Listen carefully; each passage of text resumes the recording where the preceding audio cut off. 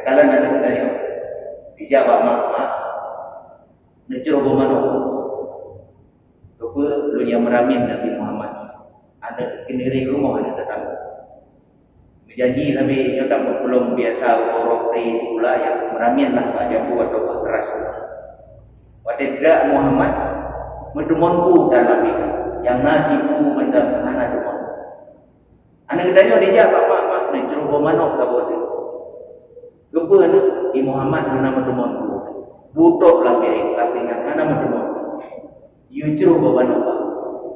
Karena Muhammad anak demonku. Mereka bersama-sama melengkapi, menutupi kekurangan. Kalau sifat ini kita miliki sebagai orang dewasa, maka kita akan menjadi wali-wali Allah Subhanahu wa taala. Kehidupan kita lebih baik hari ini dan di masa-masa yang akan datang. Oke teman-teman, sebelum kalian menyaksikan video ini, alangkah baiknya kalian menekankan tombol like, comment, and subscribe. Semoga channel ini mendapatkan manfaat kepada kalian semua, insya Allah. Assalamualaikum warahmatullahi wabarakatuh. Bismillahirrahmanirrahim. Wassalatu wassalamu ala sayyidina Muhammadin ibn Abdillah wa ala alihi wa ashabihi wa man tabi'ahu wa mawala. Amma ba'du fa ya ayyuhal hadirun wal hadirat rahimakumullah. Yang sama-sama menghormati Bapak Imam, Ketua dan seluruh pengurus Badan Pembangunan Masjid yang kami muliakan, tokoh-tokoh masyarakat, alim ulama, guru-guru kami yang telah berhadir. Mohon maaf untuk tidak kami sebutkan satu persatu. Mudah-mudahan kita yang hadir bak subuh yang berbahagia mendapat ridha daripada Allah Subhanahu wa taala. Amin. Mari sama-sama kita memanjatkan puji dan syukur kita kehadiran Allah Subhanahu wa taala atas limpahan rahmat dan karunia-Nya sehingga kita telah dapat berhadir meringankan langkah menuju ke masjid rumah Allah yang mulia ini dalam rangka kita menunaikan perintahnya, melaksanakan sholat subuh secara berjamaah. Sabi-sabi senantiasa selalu kita berdoa agar seluruh amal ibadah yang kita lakukan diterima Allah Subhanahu wa taala. Sejalan dengan itu kita menyampaikan doa selawat dan salam kita kepada Nabi besar Muhammad sallallahu alaihi wasallam, kepada keluarga dan sahabat beliau sekalian dengan ucapan Allahumma shalli wa sallim ala sayyidina Muhammadin wa ala alihi wa ashabihi ajma'in. Hadirin kaum muslimin yang sholat subuh yang dimuliakan Allah. Hari ini kita berada pada Jumat yang ketiga di bulan Muharram 1445 Hijriah. Sebagaimana kita ketahui bahwa bulan Muharram salah satu bulan yang mulia yang disebutkan oleh Allah 4 bulan di dalam Al-Quranul Karim. Kemudian Rasulullah menjelaskan 4 bulan itu adalah bulan Zulqa'dah, Zulhijjah, bulan Muharram, dan bulan Rajab. Bagi kita umat Islam, bulan Muharram adalah bulan yang sangat bersejarah. Kenapa bersejarah? Karena awal dimulainya babakan baru bagi perjalanan dakwah Rasulullah Muhammad SAW. Rasulullah telah turun di kota Mekah, namun perjalanan dakwah beliau tidak begitu menggembirakan. Kemudian Allah Subhanahu wa taala memerintahkan Rasulullah SAW untuk menempuh sebuah langkah berpindah dari kota Mekah ke kota Madinah yang disebut dengan hijrah. Dan langkah ini dalam catatan sejarah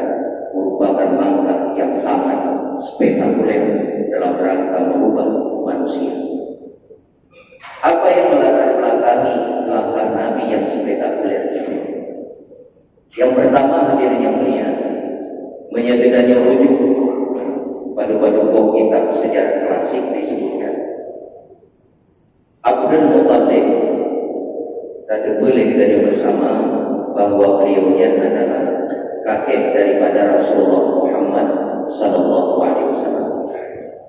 Nama beliau yang sebenarnya adalah Syaibah bin Hashim bin Abdul Manaf. Beliau lahir di Madinah. Lahir di Madinah. Beliau ditinggalkan oleh Hashim ketika usia beliau masih 1 tahun. Hashim meninggal dunia dalam perjalanan ke Syam. Maka selama 7 tahun Abdul Muttalib itu dijaga oleh Salma bin Amr. Salma bin Amr adalah nenek buyut daripada Nabi Muhammad SAW, ibunda daripada Abdul Muttalib, atau nama lain, nama aslinya adalah Syaibah bin Hashim bin Abdul Manaf. Beliau 7 tahun gerawat akan Syaibah bin Hashim bin Abdul Manaf atau Abdul Muttalib. Teka paman, teka apa adik daripada Hashim bernama Muttalib. Lagi ini Pak Salma bin Amr atau ibunda daripada Abdul Muttalib, agar Abdul Muttalib ini dibawa ke kota Mekah dengan tugas-tugas yang berat di sana. Walaupun berat Salma bin Amr, akhirnya beliau mengizinkan agar Syaibah bin Hashim bin Abdul Manaf ini dibawa ke kota Mekah. Mantu yang menjadi latar belakang sehingga kakek Nabi itu dipanggil dengan Abdul Muttalib. Padahal nama asli beliau itu adalah Syaibah. Waktu itu kota Mekah, hadirin yang mulia, dikira oleh orang-orang Mekah bahwa Syaibah bin Hashim bin Abdul Manaf ini adalah pelayan daripada Muttalib. Apa daripada Abdul Muttalib, apa daripada Syaibah bin Hashim bin Abdul Manaf.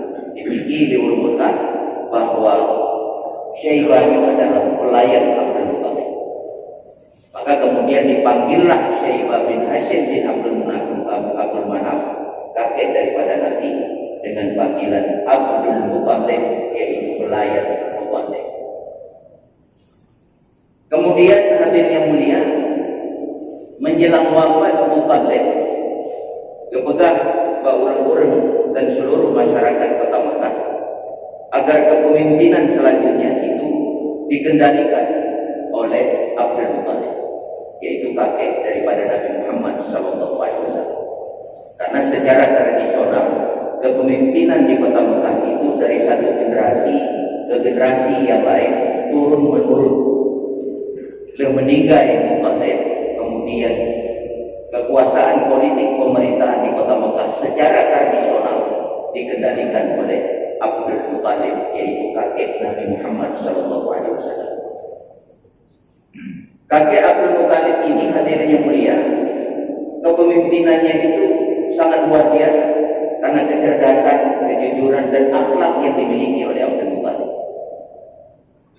Maka beberapa situs sejarah yang ada di kota Mekah beliau lestarikan, beliau jaga sampai beliau menemukan ajalnya. Karena tanggung jawab pemimpin di kota Mekah di saat itu merawat situs-situs sejarah, karena setiap tahun orang-orang di seluruh penjuru dunia datang ke kota Mekah. Ada yang melakukan ibadah untuk tawaf di Ka'bah, ada yang melakukan perdagangan, ada yang melakukan wisata ke Mekah. Dari seluruh penjuru dunia datang ke kota Mekah.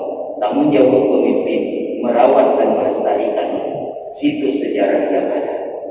Maka tanggung jawab Abdul Muttalib tidak lain menjaga Sumur Zamzam dan menjaga Baitullah Ka'bah sebagai rumah Allah di muka bumi. Sumur Zamzam, hadirin yang mulia, Mount Zamzamnya sebelum ditemukan oleh Abdul Muttalib sempat hilang 5 abad lamanya, 500 tahun. Karena sebelumnya di abad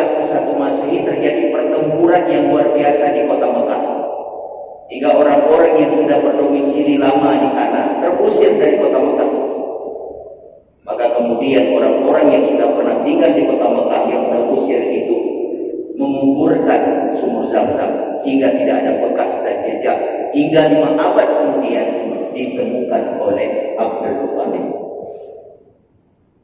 Karena di saatnya hadirin yang mulia, kekeringan melanda kota Mekah.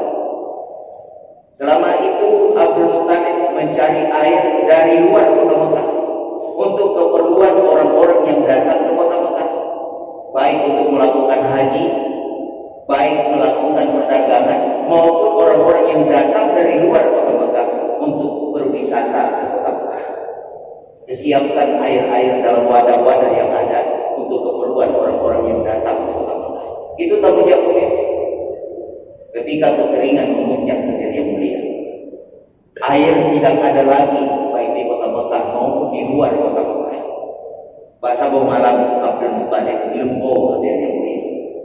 Datang seorang yang sangat misterius menyampaikan, galilah birrah, kata orang misterius itu. Galilah birrah. Ketika ditanya apa birrah itu, orang misteri itu pun hilang begitu saja. Malam kedua juga mengatakan dia bermimpi dengan pernyataan yang sama dengan orang yang misterius. Galilah birrah. Kembali disebutkan. Lagi-lagi dia tidak menjelaskan birrah itu apa. Selama 3 malam, hingga di malam yang keempat, orang misteri itu nampak dalam mimpi Abdul Muttalib, galilah Zam-Zam.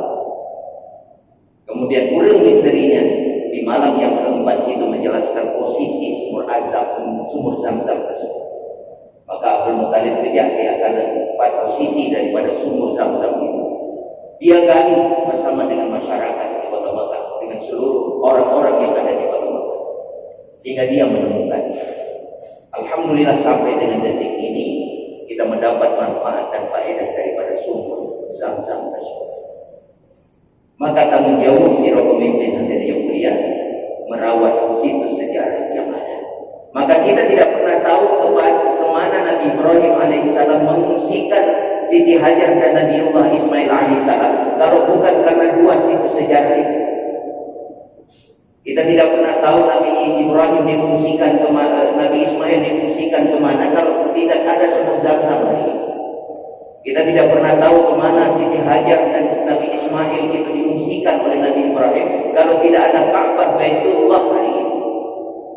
Maka tanggung jawab sirah pemimpin merawat situs-situs sejarah yang ada. Abdul Muttalib telah membuktikan reputasi kepemimpinannya yang terus-menerus menjaga situs sejarah, merawat dan melestarikannya. Maka pembelajaran yang kita coba, Bandung pemimpin punya tanggung jawab. Aceh itu punya sejarah kegemilangan masa lalu, dan Aceh pula punya sejarah kegemilangan sejarah kelak Aceh dengan konflik yang terjadi. Ada peneliti dari Sumatera Utara dia, padu-padu yang kau jenderal bekas sebelum COVID, sekitar tahun 2018 atau di awal 2019. Mereka datang dari sebuah universitas, mereka peneliti sejarah. Walaupun sebelumnya dia sudah mendapatkan informasi bahwa sebelah timur Masjid Raya itu ada satu hotel yang bernama Hotel Aceh. Dia melihat dalam buku-buku sejarah yang telah ditulis oleh pakar-pakar sejarah Indonesia ataupun pakar sejarah dunia, Hotel Aceh di sebelah timur daripada Masjid Raya Baitur Rahman. Sebagai peneliti dia harus melihat objek secara langsung. Watedija Tenau Banda Aceh, Kadruk belah timur, Kadruk Tenau Banda Aceh belah Masjid Raya.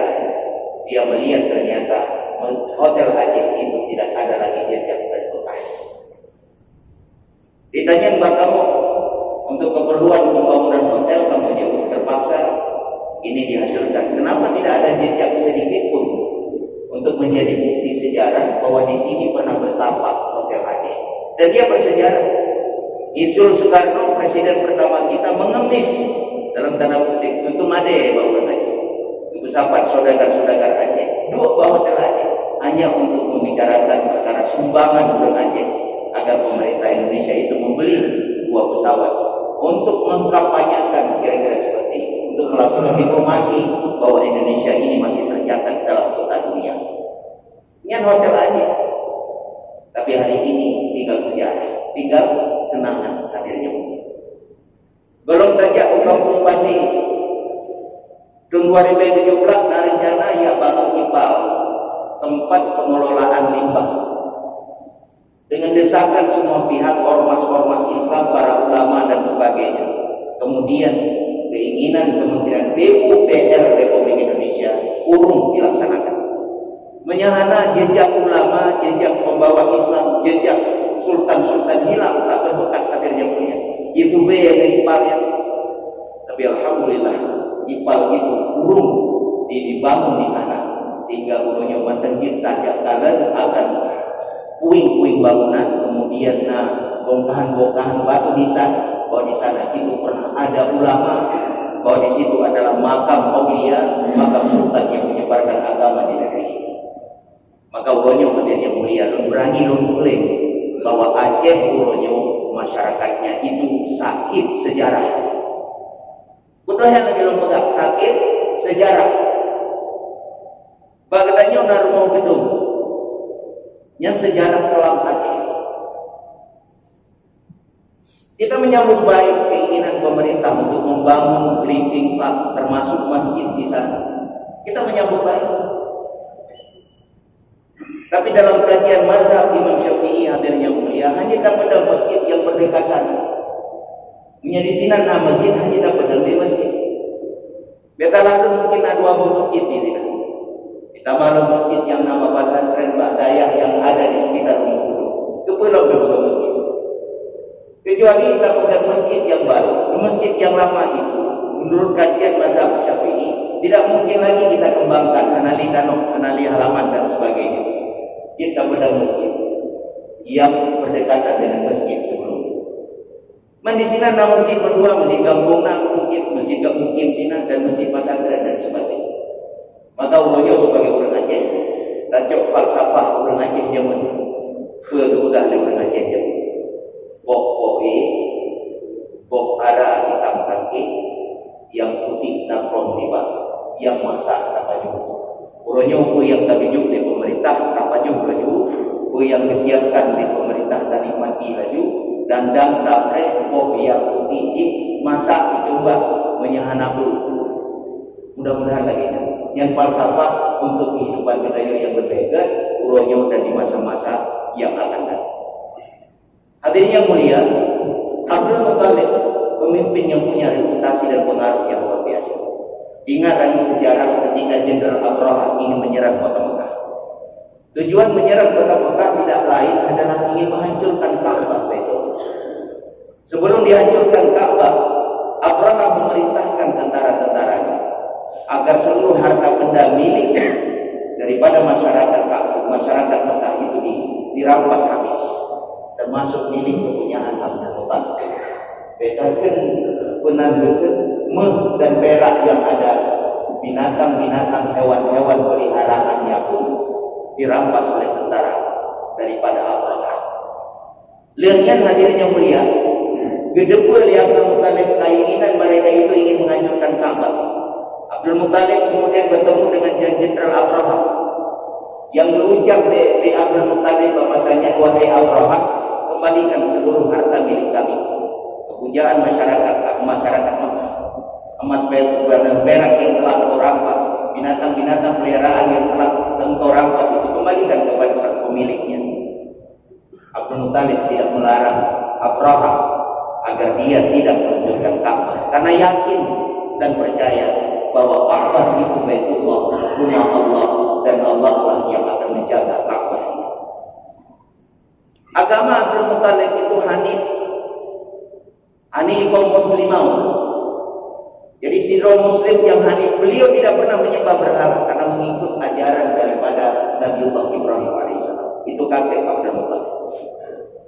Dia yakin di sana Baitullah itu rumah Allah dan Allah yang menjaganya. Maka menyatakan dalam surah Al-Fil itu jelas sekali. Ketika terjal Abrahah itu menghancurkan dengan tentara bergajahnya akan Ka'bah itu, Allah mengutus tentara-tentaranya berupa burung yang berbondong-bondong, yang kemudian mereka membawa batu daripada neraka, kemudian dihancurkan tentara bergajah. Maka sekali lagi hadirin yang mulia, Abdul Muttalib itu adalah pemimpin yang punya pengaruh yang luar biasa. Maka sekali lagi tanggung jawab siro pemimpin merawat situs-situs sejarah yang ada. Deh Abdul Muttalib meninggal dunia. Lebih kurang usia beliau 80 tahun. Secara tradisional pula kepemimpinan kota Mekah untuk mengendalikan politik dan pemerintahan secara tradisional diwariskan kepada pamanda Abu Thalib.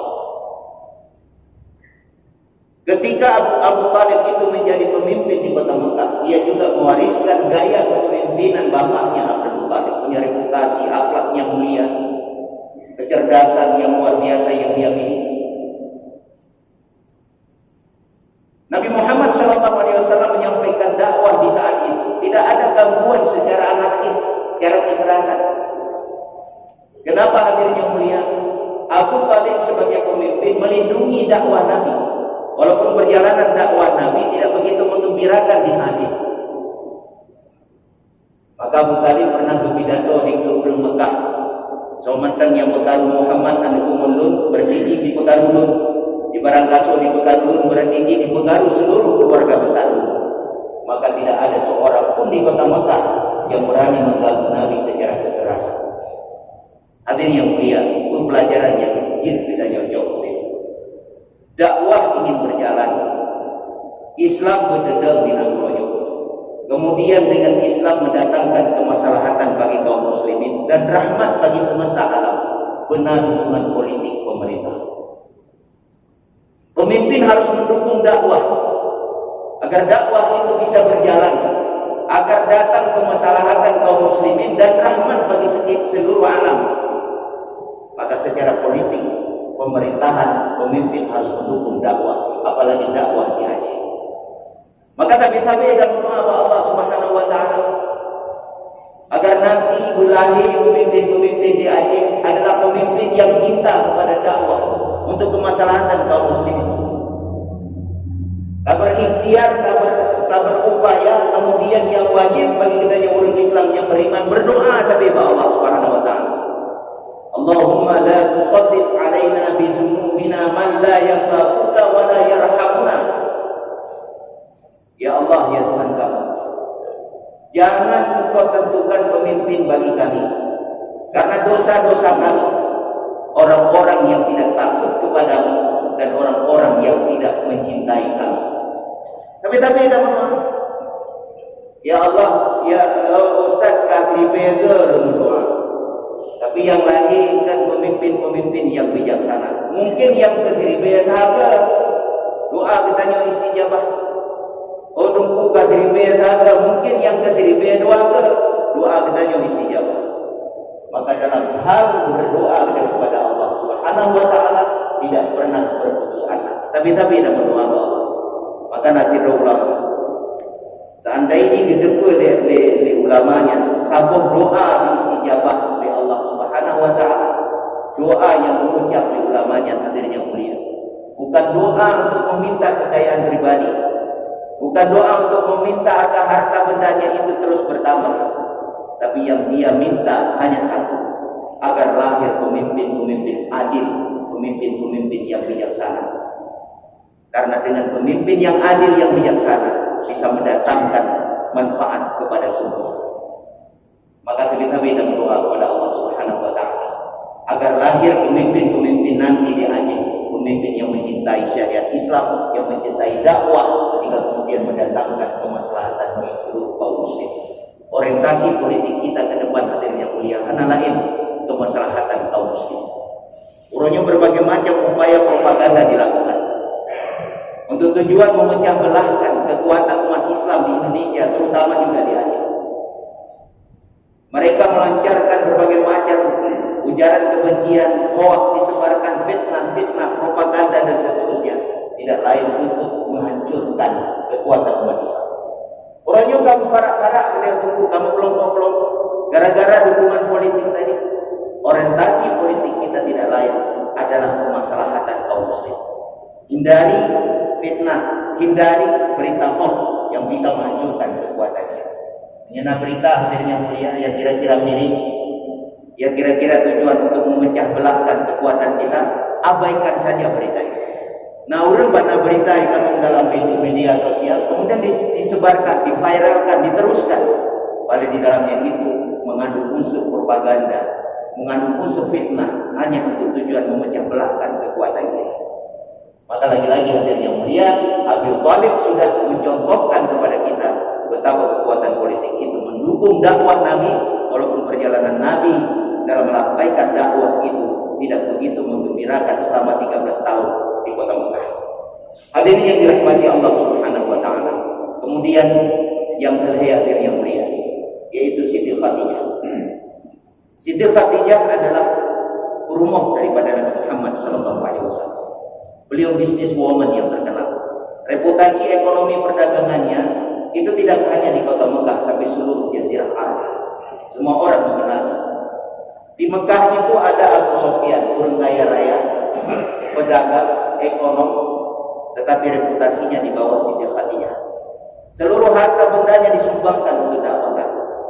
Seluruh kekayaannya diwakafkan untuk risalah Nabi. Sampai pada suatu ketika Rasulullah SAW mengatakan kepada Siti Khadijah, "Wahai Siti Khadijah, istriku tercinta, apakah engkau menyesal kalau aku ini menjadi suamimu?" Lantas kemudian Siti Khadijah mengatakan, "Wahai Rasulullah, aku tidak pernah menyesal engkau ini menjadi suamiku. Seluruh harta benda aku sumbangkan, aku tidak pernah menyesal. Seandainya nanti aku mati, engkau menyampaikan dakwah, menyampaikan risalah Islamiyah, engkau menyeberangi sebuah sungai, di sana tak ada jembatan, aku rela engkau gali kembali kuburanku, engkau ambil tulang belulangku, kemudian engkau jadikan tulang belulangku sebagai jembatan, kemudian engkau seberang ke sungai untuk menyampaikan dakwah di sana." Hadirin yang mulia, dalam satu riwayat yang kuat, meninggal Siti Khadijah radhiyallahu anha, belasan tampalan ada di baju. Bajunya compang-camping, bekasan tampalan itu belasan jumlahnya. Hadirin yang mulia, beliau jatuh miskin. Beliau mewakafkan seluruh harta kepada perjuangan Rasulullah SAW. Mantul pelajaran, hadirin yang mulia, di samping kekuatan politik, di samping kekuatan pemerintahan, kekuatan ekonomi, instrumen penting untuk dakwah Islam. Islam tidak pernah menutup pintu agar orang Islam yang berkaya raya, tentu dengan sumber-sumber penghasilannya secara jelas, tidak mengandung unsur riba. Kita membutuhkan orang-orang kaya yang dermawan, dengan kedermawanannya yang mendukung dakwah. Di Aceh, di masjid, di Aceh, di lembaga-lembaga pendidikan Islam, di daerah pesantren, kita mengharapkan uluran tangan orang kaya membantu lembaga-lembaga pendidikan ini, membantu masjid, membantu menasah-menasah, membantu pembangunan panti asuhan yang ada. Maka hari ini kita sangat menanti uluran tangan daripada orang kaya yang dermawan. Itulah yang dicontohkan oleh Siti Khadijah radhiyallahu anha. Kemudian dakwah berhasil disampaikan walaupun tidak begitu menggembirakan selama 13 tahun di kota Mekah. Maka sekali lagi, di samping kekuatan politik, ada kekuatan ekonomi yang menjadi instrumen penting dalam dakwah Islam, dalam rangka kita mendatangkan kemaslahatan bagi seluruh kaum muslim. Hadirin yang mulia, secara singkat yang kedua, kenapa Madinah menjadi pilihan? Di Madinahnya keluarga Nabi, baik dari garis Aminah maupun dari Abdullah. Apalagi di Madinah itu sudah ada orang-orang yang sudah membaiat Nabi. Maka dalam sejarah disebutnya bai'atul aqabatul ula, bai'atul aqabatul tsani, bai'ah Aqabah yang pertama, bai'ah Aqabah yang kedua. Itu nomor 20 atau nomor 22 Masehi. Datanglah belasan orang daripada Madinah, orang Aus dan orang Khazraj, belasan orang, tujuan untuk membaiat Nabi, janji setia kepada Nabi Muhammad SAW. Gedepa oleh Nabi, geba usaha tempat oleh Nabi, geba usaha gampung oleh Nabi, lebih kurang 15 km belah timur kota Mekah. Nan gampungnya adalah Aqabah. Bahkan kembali Nabi ke kampung Aqabah, khawatir Nabi kalau tak diketahui oleh kufar kota Mekah, mereka yang datang belasan orang dari Madinah yang ingin membaiat Nabi itu akan dibunuh. Kembali ke kampung Aqabah. Terus ini mereka berkomitmen janji setia kepada Nabi, membela Nabi sampai mati, tidak akan membunuh, tidak akan mencuri, dan tidak akan melakukan pelanggaran-pelanggaran yang lain. Lihatnya dipegang oleh orang-orang yang kalau baiatnya kepada Nabi, yang Nabi dikirim kepada kamu di kota Mekah Sidro sahabat Ron untuk mengajarkan agama dan menjadi pemimpin kamu. Terpilihlah Mus'ab bin Umair akhirnya mulia. Mus'ab bin Umair wadahnya berusia 20 sampai 21 tahun. Dia tokoh muda yang luar biasa, punya kecerdasan yang luar biasa. Dia syahid di tahun ketiga Hijriah di Medan Uhud. Wadai syahid Mus'ab bin Umair hadirnya mulia. Nabi Muhammad SAW besok harinya dia menginspeksi Medan Uhud. Kemudian dikalan jasad jasad Mus'ab bin Umair terbujur kaku tanpa kesempurnaan auratnya. Karena badai kaku-kaku ada perang bunuh sehingga tidak tertutup auratnya secara sempurna. Nabi sedih di saat itu. Hingga gejauh gaya Nabi buku yang nahinan geduk jasad Mus'ab bin Umair agar sempurna kembali auratnya. Hadirin yang mulia, Mus'abnya sidro urang bangsawan, anak bangsawan, hidupnya mewah sebelum Islam. Pernah di Mekah bukan buat sahabat ke takalan legata Mus'ab bin Umair lewat. Harumnya semerbak, pakainya begitu mewah, wangi tubuhnya luar biasa karena dia anak orang kaya, keturunan bangsawan. Namun setelah dia memeluk Islam, dia menanggalkan semua kemewahan. Yang berletuan pegang hadirin, Mus'ab bin Umair terpilih untuk menjadi pemimpin orang-orang yang sudah membaiat Nabi di kota Madinah. Penuh Al-Quran dididik, penuh agama dididik, dan sekaligus menjadi pemimpin mereka. Setahun kemudian dia kembali lagi hadirin yang mulia. Tahun nomor 22 masih atau tahun ke-12 daripada kenadian Nabi di kota Mekah. Ketika mereka datang kembali, Rasulullah membawa ke Arafah, janji setia, komitmen dan sebagainya, tidak melakukan pelanggaran, tidak membunuh dan tidak mencuri. Kemudian setelah itu, orang-orang yang tadi membaiat Nabi-Nya kemudian mengatakan, ya Rasulullah, kami mengharapkan untuk itu hijrah ke kota Madinah. Pimpin kamu di kota Madinah, penuh kamu akan agama. Kamu rindu dengan kepemimpinanmu ya Rasulullah. Yang dikelilingi orang-orang yang telah membaiat Nabi. Kemudian gerai Mus'ab oleh Rasulullah SAW. Wahai Mus'ab, iban kondisi kota Madinah, kata itu tadi iban kondisi kota Madinah. Dicerita oleh Mus'ab, wahai Rasulullah, kondisi kota Madinah itu sangat aman. Di sana kebanyakan Yahudi sebagai pedagang. Di sana ada kabilah Aus dan Khazraj. Berbilang tahun mereka saling bermusuhan satu sama lain. Tidak ada orang yang mampu mendamaikan mereka. Karena mereka punya prinsip yang mendamaikan mereka itu bukan orang yang datang dari kedua kelompok ini. Maka kalau engkau datang ke kota Madinah, engkau adalah orang yang tepat untuk menyelesaikan perkara orang Aus dan orang Khazraj ini. Dan mereka itu sangat menanti kedatangan. Orang-orang Yahudi di sana hadirin, ya Rasulullah, mereka itu secara prinsip tidak menginginkan kepemimpinanmu. Karena mereka menganggap bahwa engkau menjadi nabi dan rasul bukan dari keturunan mereka. Tapi untuk ekonomi mereka bisa berjalan dengan baik di kota Madinah, politik itu harus bagus di kota Madinah, harus stabil di kota Madinah, mereka menerima kepemimpinan. Jadi awal Yahudi hadirin yang mulia, Anda senang dengan kepemimpinan Nabi karena mereka adalah pedagang-pedagang agar Madinah itu tetap terjaga. Maka dengan terjaga kondisi politik, maka ekonomi akan berjalan lancar. Terpaksa mereka menerima Rasulullah sebagai pemimpin. Hadirin yang mulia, pelajaran yang kita lihat. Ternyata Nabi sebelum jin ke pemimpin di kota Madinah, beliau mengutus seorang sahabat. Sahabat itu bernama Mus'ab. Dia lakukan tukang survei. Dia survei yang kan orang survei. Ternyata Nabi adalah orang yang disebut-sebut namanya dirindui oleh masyarakat Madinah kepemimpinan Rasulullah Muhammad SAW. Itu pelajaran yang kita jauh. Kira-kira kita yang ingin mencalonkan diri, jadi ke calon misi, jadi ke calon imam mungkin, ke calon DPR, survei terlebih dahulu, itu lebih baik. Kita menarikkan survei dulu. Apakah nama kita itu disebut-sebut tidak oleh masyarakat? Apakah nama kita itu memang dielu-elukan oleh masyarakat setempat? Kalau kita memang orang yang ditunggu-tunggu, nama kita disebut-sebut, bismillah lanjutkan. Kalau tidak, lebih baik kita mundur secara teratur daripada nanti kemudian kita dicaci maki oleh masyarakat. Ya Nabi Muhammad SAW segala memimpin kekirim Mus'ab, juga informasi dari Mus'ab bahwa Nabi ini adalah orang yang sangat ditunggu kepemimpinannya. Maka ketika beliau masuk ke kota Madinah, ditunggu oleh masyarakat kota Madinah. Nayandeng di ada bukit, nayandeng di ada bangunan, di jalan-jalan. Tala'al badru alaina min saniyatil wada' wajaba syukuru alaina bada'a ila dibaca syahid. Dengan gegap gempita penyambutan orang Madinah terhadap Rasulullah SAW, karena Rasulullah Muhammad adalah orang yang ditunggu kepemimpinannya.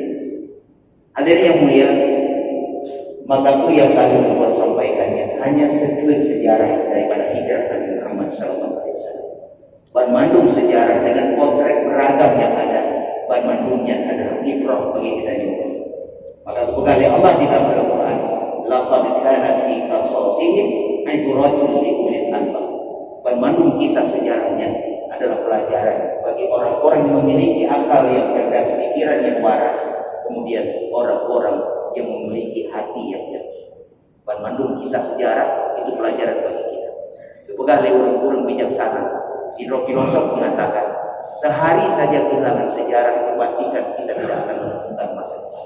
Siwuro kita Yohana sejarah, dipastikan kita tidak akan mendapatkan masa depan. Hari ini adalah hari persiapan kita.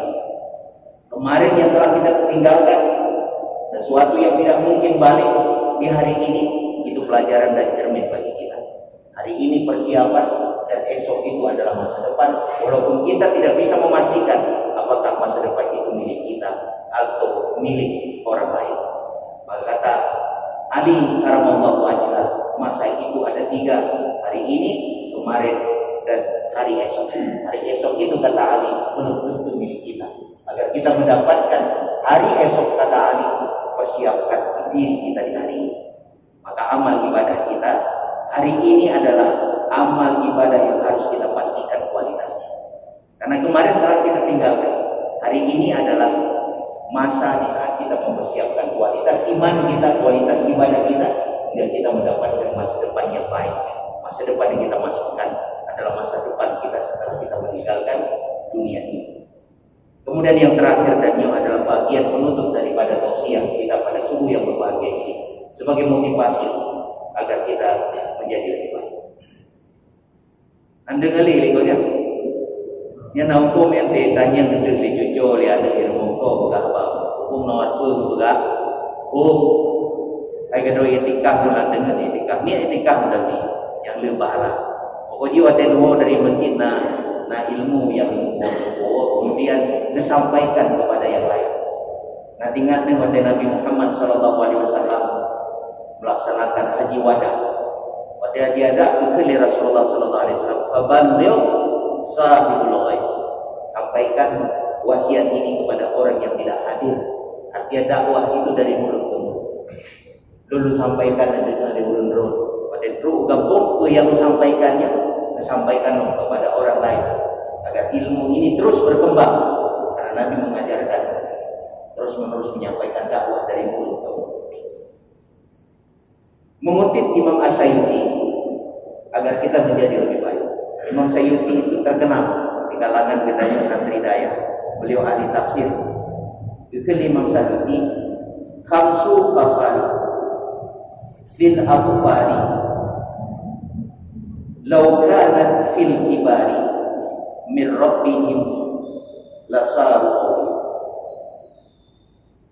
Nah, limonggo perkara yang naba anamin. Seandainya limonggo perkaranya hidup ba urang dewasa di sisi Allah Subhanahu wa taala, mereka itu akan menjadi wali-wali Allah.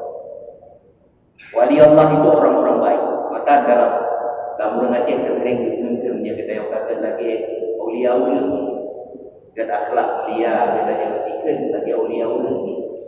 Aulia Allah itu adalah orang-orang baik. Yang pertama kepada Imam Sayuti agar kita menjadi orang baik hari ini dan di masa yang akan datang. la yahtamuna birizqi. Anak-anak itu tidak pernah risau dengan rezeki yang ada.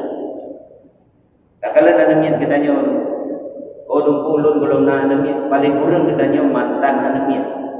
Karena mungkin bandahira itu juga anemian di remaja dewasa.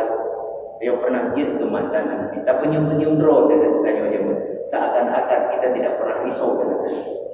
Seakan-akan kita yakin dan percaya rezeki Allahnya kamu jumpa-jumpa, kamu jatah-jatah. Yang anaknya laginya ada lun hancok le urun-urun, ada urun-urun hancok le karena rezeki kamu jumpa-jumpa. Anak-anak itu tidak pernah risau dengan rezeki tersebut. Imam Hasan Al-Basri juga begitu. Dia tidak pernah risau karena Allah telah menjatahkan rezeki setiap makhluk yang ada, tak terkecuali kita manusia. Hewan melata, virus yang kecil di dalam batu yang keras, dia pun mendapat rezeki daripada Allah Subhanahu wa taala. Maka kita sebagai orang Islam yang beriman tidak boleh risau dengan setiap rezeki. Itulah yang dicontohkan oleh anak. Kalau sifat anak-anak itu ada pada diri kita orang dewasa, insya Allah kita akan menjadi orang. Ulama tasawuf mengatakan, ban mandum pemberian Allah itu rezeki.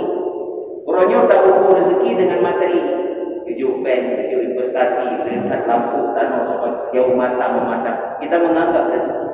Padahal ban mandum rezeki itu, ban mandum pemberian Allah itu rezeki.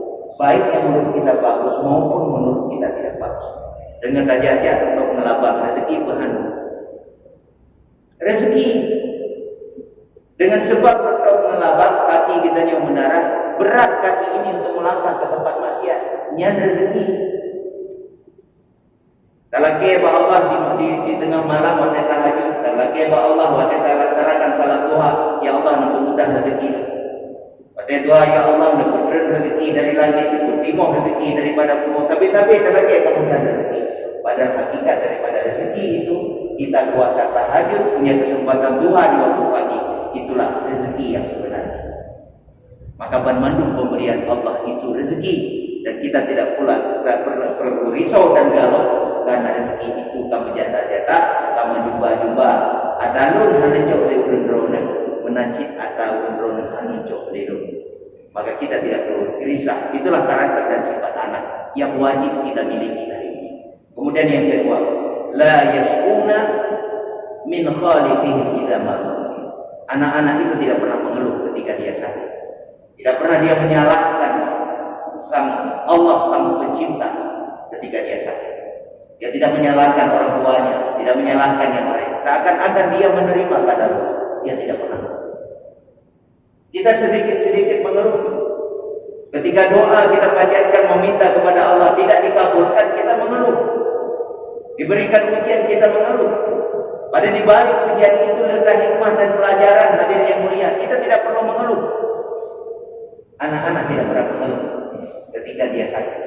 Ditimpa kemalaman dia tidak pernah mengeluh. Seakan-akan dia menerima kadar Allah. Menyesifatnya naba katanya akan menjadi wali di sisi Allah Subhanahu wa taala. Masuk silok baru hadir yang mulia. Dari rumah tajak masjid. Waktu ada debit dari masjid gadang silok gadang. Mudah-mudahan waktu ada debit mandanglah silok. Karena menurut si tunggu salah pegang, tiga pegang abang ambil yang baik-baik, tinggal yang buruk-buruk. Dengar oleh orang Arab, orang awam, ambil yang baik-baik, tinggal yang buruk-buruk. Dari rumah selalu ada go pakalu. Karena kebetulan tunggu ambil yang baik-baik, gedung selalu dicoba pakalu. Jadi tidak perlu kita resah, tidak perlu kita mengeluh dalam konteks ketika Allah memberikan ujian kepada kita. Lihat hilang tagadah dari yang mulia, kita marah menyalahkan orang lain. Ketika keluar daripada masjid merumpuk, insya Allah nanti dengan qadarullah dengan seseorang, dia tersenyum dengan kita, senyum kita dengan kita. Ketika kita pandang dan kita tatap dia, jangankan sandal kaki pun tak, tapi dia senyum. Tak kala bagi hana kaki, beda terhilang megaki tak, tapi dia masih tersenyum dengan kita. Dia cacat dengan qadarullah, tapi dia masih senyum dengan kita. Kita yang berogadah hilang, tapi mengeluh, masih menyalahkan Allah, masih menyalahkan orang lain. Maka orang Islam yang beriman itu dengan kondisi apapun dia pernah. Kemudian yang kedua, ya'kuluna ta'am mujtami'in. Ketika mereka makan selalu bersama-sama. Bersama-sama di dalam ukhuwah Islamiyah menutup segala kekurangan. Maka ingin pedang Islam dengan jamaah bersama-sama. Kurangnya kedua kalian tunggu sampai tunggu dengan ustaz sama ustaz, dengan DPR awak DPR sama DPR, berkawan berteman, pejabat sesama pejabat. Dalam jamaah bantu warna benar. Karena kebersamaan dalam bingkai ukhuwah Islamiyah adalah menutup segala macam bentuk kekurangan. Ini yang diberikan oleh Nabi. Gedanya tak terjemahkan ukhuwah Islamiyah, warga sakit siara itu kunjungi, menderita kemalangan bantu dia. Ini koridor cara berpikir kita hari ini dalam konteks ukhuwah Islamiyah. Tapi yang diberikan oleh Nabi dalam jamaahnya berwarna-warni. Nah kekuatan di sini. Di dalam jamaah Nabi. Na Utsman bin Affan, na Abdurrahman bin Auf. Siapa kedua sahabat ini? Orang kaya.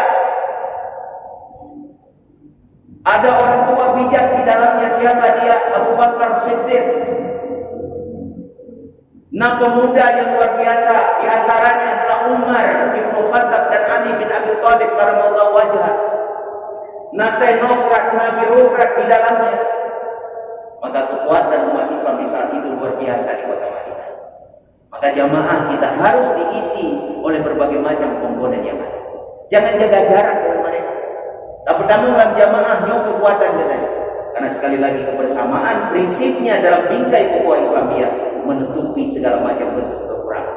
Kalian ada tanya dijawab mak mencoba mana? Lupa lu yang meramin Nabi Muhammad. Ada kendiri rumah ada tetangga.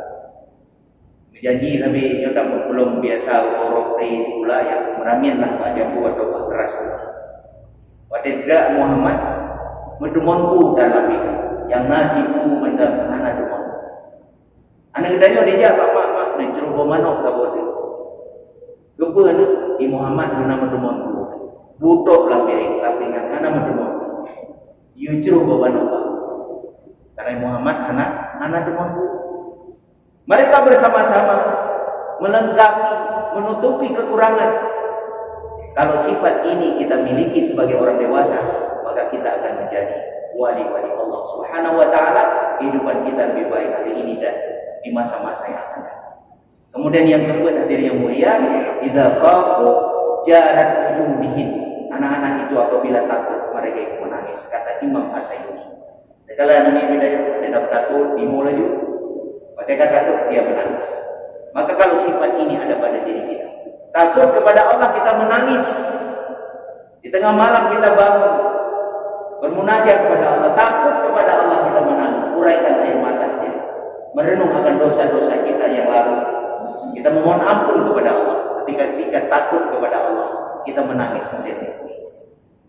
Ane kita nyuruhnya udah kalian hadir yang mulia.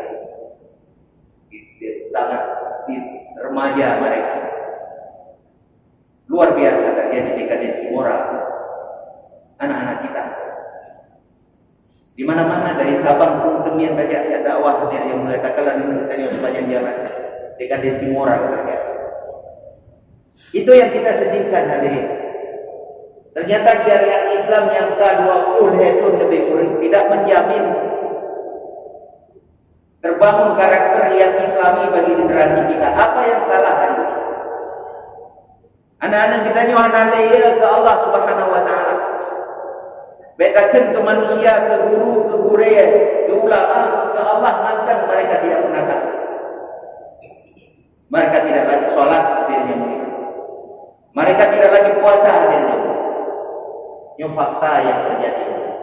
Tak akui atau tidak itu fakta yang terjadi di Aceh dari Sabang ke Demian saja terjadi. Maka nak tanggung jawab kita. Nak tanggung jawab kita sebagai urusi, sebagai pemimpin. Nak persiapkan generasi kita hari ini. Cermin Islam di membelah dunia akan datang. Generasi kita ni orangnya menyegat generasi kita ni orangnya urung-urung ataupun generasi yang takut kepada Allah. Begitulah warna Islam 10-15 tahun yang akan datang di negara Aceh. Maka lahirkan, persiapkan generasi yang takut kepada Allah. Maka kalau sifat ini ada pada diri kita, insya Allah kita akan menjadi orang-orang yang baik. Terakhir Imam Sayyidi mengatakan, idza takhasamu tasara'u bisulh. Ketika mereka saling bertengkar, mereka cepat-cepat berdamai. Tak uronyo pagi-pagi di mekap-kap di mendawa-dawa sang-sang anggelir, tapi esok harinya mereka kembali ke mesraan. Nya sifatnya nabah katanya materi yang mulia, maka kita akan menjadi wali Allah. Lebih uro katanya saling bermusuhan karena ada pegahaba masyarakat. Di rumah menajid, rumah itu berumah dengan suami istri itu tidak boleh lebih 3 hari. Tidak boleh lebih 3 hari. Karena menurut Nabi 3 hari itu waktu yang cukup untuk melakukan evaluasi diri. Mungkin salah rumah lun, mungkin salah lun sebagai lintu, sebagai suami. Ada waktu 3 hari untuk melakukan muhasabah dan evaluasi diri. Dalam kehidupan masyarakat juga begitu. Leuro lebih. Ada hukum lebih leuro saling bermusuhan satu dengan yang lain. Anak-anak kita hadirin yang mulia, ketika mereka bermusuhan, cepat-cepat mereka itu berdamai dan bermesraan. Kalau sifat itu kita miliki, insya Allah kita akan menjadi wali-wali Allah, orang-orang yang baik, orang-orang yang mendapat ridha daripada Allah Subhanahu wa ta'ala. Ya Nabi salamun alaika, ya Rasul salamun alaika, ya Habib salamun alaika, salawatullahi alaika, ya Nabi salamun alaika, ya Rasul salamun alaika, ya Habib salamun alaika, salawatullahi alaika. Demikian yang dapat saya sampaikan. Ada nomor yang boleh lain. Assalamualaikum warahmatullahi wabarakatuh. Masya Allah. Terima kasih buat teman-teman yang sudah menonton video ini. Semoga kita diberkahi oleh Allah Subhanahu wa taala di dunia dan di akhirat. Barakallah.